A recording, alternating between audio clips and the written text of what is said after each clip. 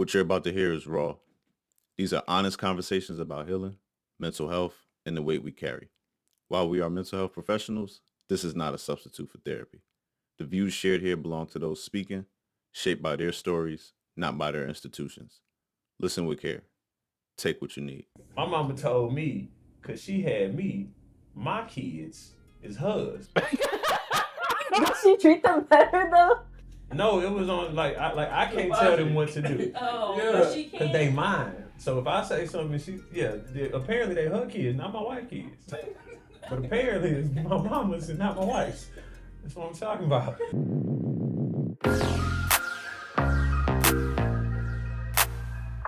Welcome back to another episode of Shift to Heal. This is my newest friend. He don't got a name yet, so y'all can put a name in the comments. There you go. But this is a very good episode, so stay tuned. I have a special guest here, Terry. Introduce yourself. How y'all doing? I am Terry Jenkins Jr., again, licensed professional associate supervised by Justice. And let's get into it. Our topic today is going to be honor the elders, but also boundaries. Ooh, heavy emphasis on the boundaries. You start, Terry. Yes, heavy emphasis on the boundaries. So, we're in the boundary phase of life, right? On social media, you always hear people talking about respect my boundaries. I have boundaries when it comes to relationships or friendships. But this is more about having and establishing boundaries with your elders, your parents, your grandparents, those people in your life, in your circle who are older than you and seem to cross some lines sometimes. So, right off the bat, before we get into it, Mimi, I am big on being thankful and grateful for what the generation and generations with an S did before you, especially as a black man. Mm-hmm. I'm not ignorant. I'm not dumb. I understand my history. I understand black history. I understand what my mom, my grandpa, my great-grandparents had to go through, and the life and society that they lived in was completely different from my society. Yeah, I may experience a pinch of salt of racism within a month, but back in their day, it was an everyday thing, going down the street, going to the store, getting into the car, going to the movies, going to the bathroom and seeing colored and white and being mistreated publicly, no matter. So I understand that. And so I'm big on respecting and honoring those who came before you, because we have to, right? But in that same sentence, it doesn't mean that you have to be a pushover. And I just feel like it's a fine line of being respectful, being thankful, being obedient even, but not being a pushover, right? A pushover is somebody that you're going to do what I tell you to because I told you to do it, and I ain't got to respect you. I can just treat you how I want to be treated, and that's not how you're going to treat me. And so I believe it is good to have respectable boundaries in relationships with your elders. Yeah. I agree with you. When you say pushover, what do you mean by pushover? Again, somebody who, literally gonna say yes to everything and just do just because. There's no self-respect. I'm big on self-respect. I'm big on self-love. You gotta love yourself first. That's how you're able to love everyone else. You have to have a center and foundation of respect for yourself. That's the only way you're gonna know to be respectful to others, right? And so, for example, I'll give an example.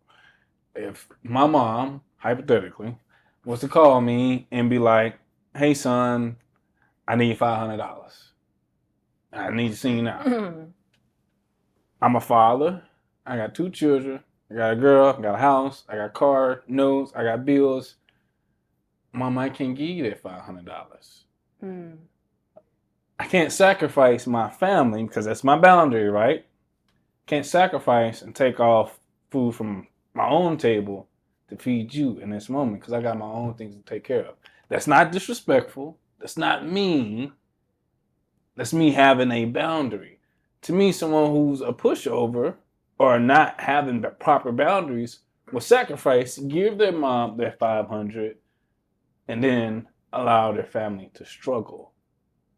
And now you're left trying to figure it out and move this and do that and do that. And again, it's an honorable thing to do. But at the same time, you're not obligated to do that. Your parents are adults just like you. Matter of fact, they got more experience As an in adult. being an adult than you are. Mhm. And so at that moment, it's okay to be like, even though you may have $2,000 in your account, I ain't got it, mama. I don't have it to give. That's a boundary. I can't give you 100. I can give you 200. I can do that. But I can't give you 500. That's my boundary. That's my cutoff. I can't allow you to take from my family what I have going here. That's not selfish, not inconsiderate. It's not mean. It's not being disrespectful. That's setting proper boundaries to protect yourself.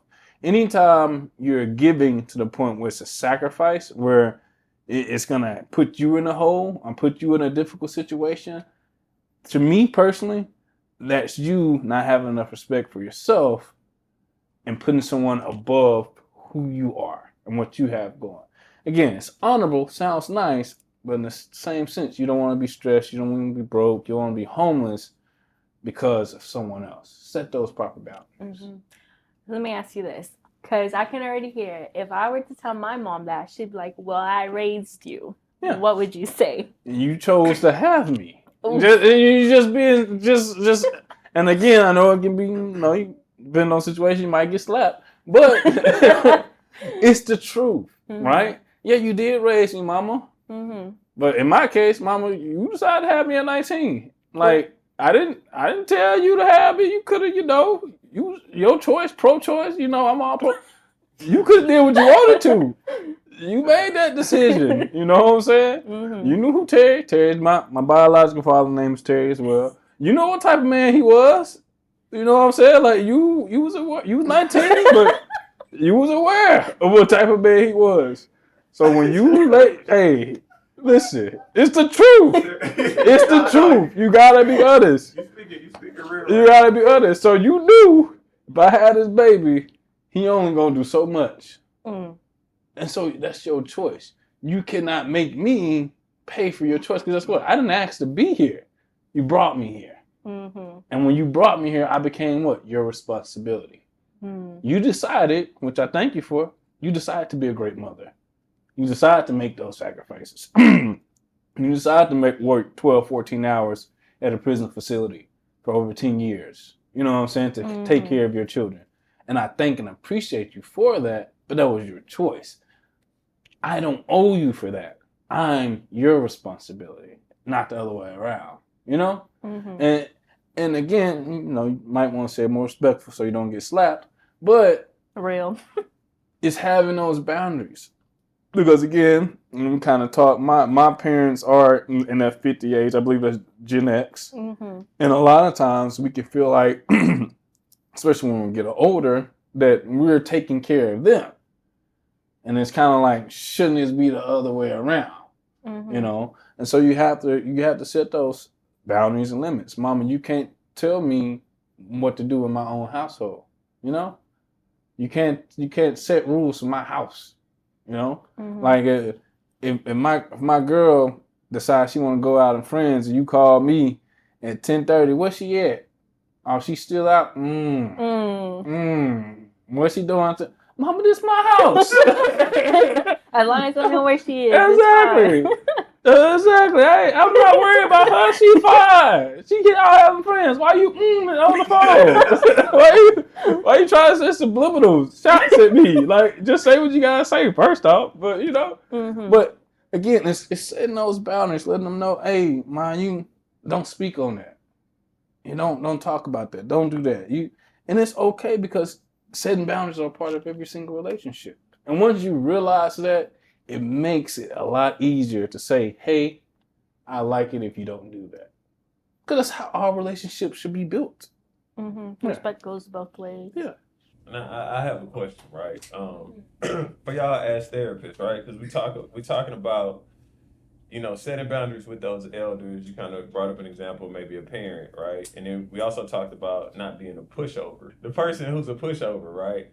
So as therapists, that's probably who's coming to you. The person who's having difficulty setting these boundaries. Parents are not listening. They're pushing what they said. I said it, so you do it. They're still treating them like a child. What do you say to that person who feels like they're being a pushover and they're not maintaining a firm boundary, what would you say to that person? Oh, you want me to go first? Yeah. I'm not gonna hold y'all. I still struggle with that at my grown age. When my parents say something that generally I tend to end up doing it, but I think it's something that I'm still working on. I think the hardest part is always saying no. Because no is, I don't know what it is in Vietnamese culture. No is just such a bad thing to say to your parents. Like, what they say literally just has to go. And it's so hard to like break out of that. It's, even as an adult, like I still want to respect them. I still feel very thankful, for the very good life that they've provided. But uh, I don't even know. It's like a guilt part of it. So like I'm still working through these things, like, and I've really been working on my relationship with my parents for like maybe the last 5 years. So like there are things that I have to like over explain to them, because one thing that I've learned, especially with my mom, is like over communication. Like I have to tell her A through Z and then back to A all the way through Z again, like maybe 5 times before she really understands something and like why I have these boundaries. Like I'll give you a really good example, one that drives me up the wall. She always asks us how much money you got. I'm like, what? That's your business. And then she'll be like, oh, well, I raised you. I'm like, okay, but you don't see me asking what's in your bank account. Like, why are these things important? Because I feel like at some point, love becomes very transactional, especially in like my culture. It's just like, if I give you something, I expect you to give me something back. It's like an investment, but it's like, I get it, but I don't get it at the same time, especially like the American part of me fighting it. Because, like, a lot of kids, typical Americans, they leave their house at 18, right? And their parents, let them fly the nest, whatever. Like, in my case, I went off to college and, like, I still had my freedom, but every other weekend I still came home. So, like, I still lived under their rules, like, still respected them. Why they give some freedom, but it's like that freedom is like translated very differently. And so like when they ask me those personal questions, I always find myself like, I don't want to disrespect you, but also that's my personal business. Like I'm not gonna start asking you your credit score and like all this. It's just so weird to me. And like she always comes back, well, I raised you, like it shouldn't be a secret, like I'm not gonna take your money. Like, mom, I know you're not gonna take my money. But like, why are you asking me these things? It's just so weird. So like I do find myself struggling to figure out how to say no, but be like very respectfully saying no. So I still struggle in that aspect, but I think just even starting to say no or be like, hey, I can't tell you these things, but X, Y, and Z, like, it's just hard, at least for me. For me, if I had a client in that situation, and clients I have had in that situations, in all relationships, I first try to teach them self-love and self-respect.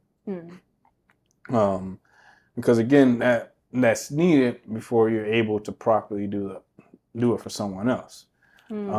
Because if you're allowing someone to keep draining you and taking from you, eventually you're going to be depleted. And you're going to be worn out, you're going to be worn down, you're going to be left with nothing. And then at that point, only until then, most people finally realize, dang, I should have been taking care of me first. Because now that I need, and I come back to you, you can't help me. You can't help me. And I feel like that was big for me as far as my life. Like learning, like, in college, I did certain things for money because I've just always been, our mindset was get money. So I did certain things in college for money, and I was able to have quite a bit of money. And I was able to help my parents and do for my parents and send money and send money and send money. And then fast forward between 25, 26, I'm in Houston all by myself.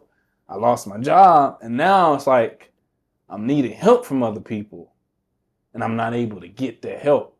But when I had, I was always quick to give. Always quick to give.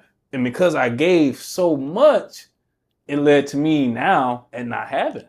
Because when I look back at my finances, like where I was making, where most of my money go? It went mostly to other people. To other people, for their problems, for their financial problems, for their birthdays and their parties and now I need money for a light bill. Who's helping? Exactly. And so I learned that I had to respect Terry first. Love myself first, because I can allow myself to get to the point where I can afford or sustain life. So that's the most important thing, is self-respect. Hey, I know you love your parents. I know you love your mom. I understand, but you gotta love yourself too. It's the analogy, and someone told me this a long time ago. It's the lion analogy, right? The male lion, let's hypothetically, because they don't actually go. Actually, the female lion hunts. But let's say in this situation, the male lion goes out and hunts, right? And he brings back the meal for the pride. Most of the time when a meal comes back, it's custom for the male lion to eat first, because he has to be the biggest, the strongest, protect the family, and then go back out to hunt. Then the mother, then the children eat the scraps. Why is it in that order? You would think the male will come back and give it to the kids first, then a woman eat, and he eat last. But the reason he eats first and doesn't eat the scraps is because he has to make sure he's full, has energy to be able to go out and bring it back. Because once he's depleted, weak, not strong enough to protect, malnourished, can't do anything, if he can't bring food back, the whole pride suffers.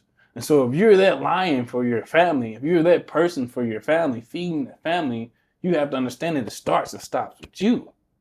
So that's why you got to carry yourself up here. Because once you're cut off, everybody else is cut off. So feed yourself first. Eat first. And sometimes you got to tell people, hey, all I got is the scraps for you. It's better than not having nothing. I got to go back out here and make sure I continue to bring it in. And so you got to have that self-respect. Got to have that self-love first. I agree. I think it's a big thing that I'm still working on and like transitioning in life, because I just finally kind of entered like my later stages in my 20s. So like respect to my parents has always been a big thing, especially in my culture. So I always want to make sure that I respect them in that aspect and like still give thanks to like everything that they've done, because you know they didn't have the best upbringing and everything. So but it's still kind of like that hard balance, right? You want to respect them, but also you want to have respect for yourself. Not that I don't respect myself in that sense. Like I still have, you know, my boundaries that I'm working on, but it's still hard because like what do you do like when your parents like guilt you in that sense, or like they just want to know too much about things that like is really none of their business, but then like you get where they're coming from, because you know with the whole money thing, like money has always been like a worry for them, because you know living paycheck to paycheck or whatever the case may be. And I know they're not gonna like ask me for money or whatever, but it's still one of those things where it's like, why are you asking me these questions? So boundaries is still something that I'm working on, and I find that as I get older, I do have more empathy for them, but also I gotta have empathy for myself too. Exactly. So yeah. I appreciate y'all having this conversation, because you kind of like Mimi has brought up the cultural aspect of it that I personally wouldn't really know about, right? And Terry is kind of sharing. I feel like kind of some of the stuff you're saying is kind of black cultural stuff, right? So but I can relate to that more. So it's really interesting to hear you talk about the Vietnamese culture, and I'm sure like many people out there like go through that same thing. You know, I'm like I know for a fact probably it's like somebody listening is probably like, I know exactly what she's talking about, but. Sure they do. What I want to say is as far as culture, if y'all could maybe expand on like some differences that y'all like within the black culture with setting boundaries, maybe some difficulties with that, and a little more, you know, in the Vietnamese culture of setting boundaries and what makes it challenging. I feel like in the black culture, older parents and grandparents don't believe you should have boundaries. They look at it as disrespectful. Kind of like exactly what you said. Like, you should because I said so. And because I'm your parent and this is what you should do. But that sounds good, but that's not, it's not realistic. That's not realistic, right? I'm an adult. I have 2 children of my own. I have my own family. I'm not a child. And so I can't do what you say just because you say do it, because now I have other people to take into consideration. In myself. And so I can't always jump and do this or do that. I'll give an alternative. Kind of like I said earlier, I can't give you 500, but I can give you 200. I can't do this for you. I can't just share personal right now. We've been talking over YouTube YouTube subscription, you know, and all that other jazz. But I kind of found alternatives like, hey, Dad, I can't keep paying this $115 a month for YouTube TV, but I can give you and Mama this, and y'all can use this to stream whatever y'all want to. You know what I'm saying? And y'all don't have to worry about it. But it's kind of like you have to set those boundaries to where, you know, I know it may seem disrespectful at first, but if we talk about it, if you don't hang up on me, and we sit here and talk about why I'm saying this boundary, then you understand. I know you want me to do this, that, and the third, but I got a family now, Ma. Mm-hmm. I know when I was, 21 to 26, I was seeing money every single week. It was like you had a little allowance. But now I got 2 other kids that need allowance. You feel what I'm saying? Yeah. Now I got 2 other. I know I know it's Mother's Day, and I sent you a little money, and it ain't what I used to see, and I sent you a card. But now I got, somebody else is the mother of my kids. So now I got to do a little more for her. She got to get the bag now. She got to get the purse and the perfume and the makeup and stuff. She got to get that now, because I gotta treat her that way, Mama. You know what I'm saying? And once we had that conversation, it's more of an understanding, and it's like, okay, you're not being disrespectful. You're just growing up. Mm-hmm. You're just growing up. It's not you being... I'm seeing you as the same teenager, 16, 20-year-old. But after we have a discussion, I realized, oh, well, he right. He do got 2 little girls. Not just little boys, because I don't know if y'all know, little girls are way more expensive than little boys. So now you got 2 little girls who they all like nice things and all like want this and want that. You're a grown man now with your own family. You got to make sure you provide for them. So now I understand as mom, because you explained it to me. Okay, now I understand why he said no. I now understand why you send the 200 and not the 500. You're grown. And so I feel like when you have that conversation, it's a little bit better, but definitely in Black culture, definitely they don't feel like you should have boundaries. I know. Oh, you want me to do this? Matter of fact, I'm not going to do it. I'm going to do the opposite, And so, yeah, that's definitely an issue in Black culture. For me, real quick, before you go, as an outsider looking in, he was saying they don't want you to have boundaries, but I feel like in the Black culture, like you can set them. Just from listening to you, like I feel like you might not even be able, like you can set them, but they're like not even, they don't even see them. Respect them. Yeah, that's what I'm thinking. So, what difficulties it is. That's just what I was thinking. I think it's interesting because it's like, it's not really seen as a boundary to them. It's more seen as like a secret. Like, oh, you holding a secret from me. And I feel like the same way with, it's kind of different because you said as you got older, like your mom kind of like really respects it. I feel like because I am older, my mom does not give a fuck. She's like, you're grown now, so you got to tell me everything. Like, you can share secrets now. I think it's seen like that because, there are cultures out there that when parents have their kids, they're seen as like best friends, right? Like you can call your mom by your first, like her first name or whatever. Yeah. If I did that, I'm gonna get smacked. I cannot call my mother by her first name. Even if I joked about it, I'm gonna get smacked. But it's more of one of those things where, because she set like this parent-kid boundary when we were so young, it's kind of like, that's how it is. Like, you have to respect me. End of discussion. But like, it's not reciprocated the same way as like, I'm setting my boundary as, the kid to the parents. Like, well, these are my, like, X, Y, and Z information. I don't want to talk about X, Y, and Z, da-da-da, whatever the case may be. And it's not seen. She's like, oh, well, you grown now, so you can tell me everything. We can talk about secrets. We can gossip. We can do this and that. Because when I was younger, they didn't want me to see, like, those struggles or whatever it is. They never told me until I got older. So now that translate into, well, you have to tell me everything too. It's like, what's going on here? Like, tell me what's in your bank account. Like, why did you quit this job? This and that. And it's like, I get it, but it's like, just because I'm older doesn't mean like I don't have things that I don't want to tell you. Because why would I want to tell you certain things? Like, it's just not appropriate for me to tell my mother this. And like, I get cultures that have that type of relationship, but that's definitely not the age. I mean, maybe in some cases, like if the language barrier wasn't so big, maybe that could be a thing, but I just don't see it being a thing. I understand that. Definitely understand that. Because I have some friends, they be talking to their mama about stuff. I'm like, I wouldn't dare tell my mama about that. Like, no. Like, yeah. But again, it's just, it's all differences as far as boundaries, you know? And I think the biggest thing is that respect factor, right? You never want to make it seem like you're being disrespectful, especially in the Black community. They don't take that lightly. And so when you say something initially, it'll come off as disrespectful. But I think that follow up and that conversation after is what's needed, right? Only if they're, can be acceptable to it. Wait until they come down. I can't believe you said that. And then, maybe an hour or two, or call them back the next day. Maybe a couple weeks. Yeah. Couple Hey, months. Ma. The reason I said this is because this, that, and the third. And then now it's like, okay, now I'm understanding. Over Now I'm getting communication. it. Yeah. You wasn't being disrespectful by setting your boundaries. You're setting these boundaries because of this, that, and the third, and now you have to set those boundaries. It's more of like, I gotta do this, I'm not meaning to be disrespectful. I'm actually trying to make sure I'm respectful to my household and myself. Yeah, I think a big part of that is teaching like our parents or grandparents or whoever like what the boundaries are and why we have to have these boundaries and not just setting them, because we'll set them and they'll cross over it all the time. So it's like really teaching them that aspect. It's like, this is why I need personal space or yada yada yada. And they didn't have that relationship with their parents too. Yeah, like they're saying, like my mom, she would say, I wouldn't dare tell my mama that.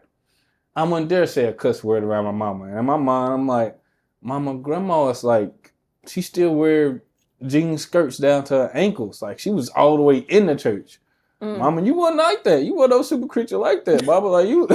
So I feel comfortable cussing when I'm talking to you, because you cuss when you talk to me. Like, that is like, so true though. Like, my parents be the same way. Like, what are you talking about? You're cursing over here and I can't say it. Yeah, so I wouldn't curse in my native language though. I wouldn't do that. But it's kind of like, my mom, of course, her relationship with her mama was completely different. And so it's like, now that I have children who, the millennial generation who wants boundaries, who wants, have self-respect and have all these, kind of different things that I grew up with. Now I'm having to relearn kind of like how to operate, right? I'm relearning how to operate with my children because I was unable to kind of operate that way with my mom. Right. Well, I don't have kids, so I can't relate on that aspect. But if I ever did, I would want them to have, the same views as like I'm trying to figure out. So like I'm still in that in between phase, and it's so hard. So look, y'all, I got one more question before we wrap up, right? So as a millennial is the generation I'm from, and my mother's a baby boomer, right? So like I was discussing those generational differences. So from my experience, the baby boomer generation does not listen. So my question, as we wrap up, we got all this stuff, we do all these things, we go to all this therapy and learn these skills and how to approach it and how to take it to our parents and grandparents and everything. What if they don't listen? They don't listen. I think I've gotten to somewhat of a realization, if my parents don't listen, then they're not gonna listen. Then it is what it is at that point. I'm just keep moving. I mean, I'll be respectful about it, but I can't force them to listen. So my favorite thing to tell people is, God gave humans free will. And so we can't expect our, will to be greater than God's will. Someone doesn't want to listen or do something, like, just let them be. And then protect yourself emotionally from that. And so don't go back into that situation expecting something different or seeking emotional validation when they're not going to hear you out, not going to respect what you're talking about. So protect yourself emotionally. It's all right that, I ain't going to say it's all right that they won't change, but if they won't listen, don't get so worked up about it. Feed them with a long spoon. Don't get mad or get angry and be like, man, I F my grandma, F my mama. I ain't talking to them no more. Like, no, we family. We always gonna talk. We always gonna communicate. We always gonna be family. But now I know I ain't even finna go there with you. I'm not. Exactly. Protect your peace. I'm not even gonna go to her. It come to, I really would like you not to feed my kids this. It's a recent thing that went viral about a kid getting fed green beans. I told you twice, told you 3 times, told you what the EpiPen was. I told you all this. You don't want to listen? Cool. You'll find out. And now, sadly for the child, now it's a whole nother situation because, you wouldn't listen. And so you got to kind of treat it like that. Like, I'm not going to keep overexerting myself to tell you these things, my boundaries, what not to do, how to treat my kids, how not to treat my kids, how to treat me, how not to treat me. You're not going to listen. I'm going to let you be you. But then when something happens and something, I'll you be should have over listened. here. Yeah, I'll be here to tell you again why you should have listened. Yeah. But my biggest thing is just don't allow it to emotionally drain you. Don't allow it to destroy your relationship with your mother, your father, whoever it is. Protect yourself emotionally, and now you know what to expect from that person. You know. You heard him, guys. Protect your peace. Thank you for joining us for another episode. We'll see you next time. Peace.